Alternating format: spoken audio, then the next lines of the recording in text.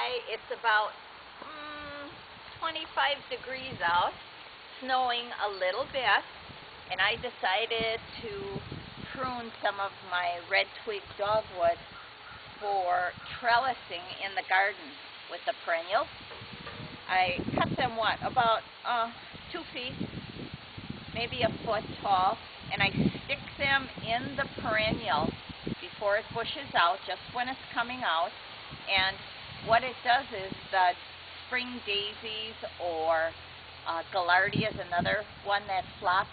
This holds it still because the plant will grow through it. And I have a bunch of these in the plant about a foot high, and then the gaillardia will intertwine with the twigs and will stand erect even during a rainstorm or windstorm.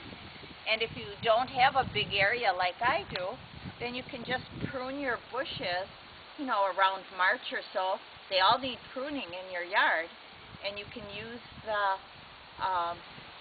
twigs that you prune off of them and use them for trellising your perennials. Now, I cut them on an angle right away so they stick in the dirt easier, and I make sure that I start sticking these twigs in my clumps of perennials after a rain, because it's easier to get in the ground. I learned the hard way. I did blunt cuts and did it when it was dry, and I had a very hard time, and the twig would break. But if you do it when it's moist and you cut the twig on an angle, it'll work better. I also am cutting like box elder sapling,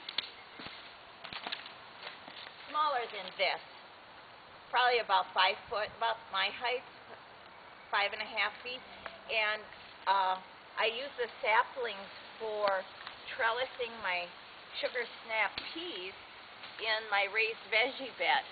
Then I don't have to buy fencing, and all this stuff is free. And it looks natural too when it's in the garden. By the way, remind me that we're going to go bowling sometime.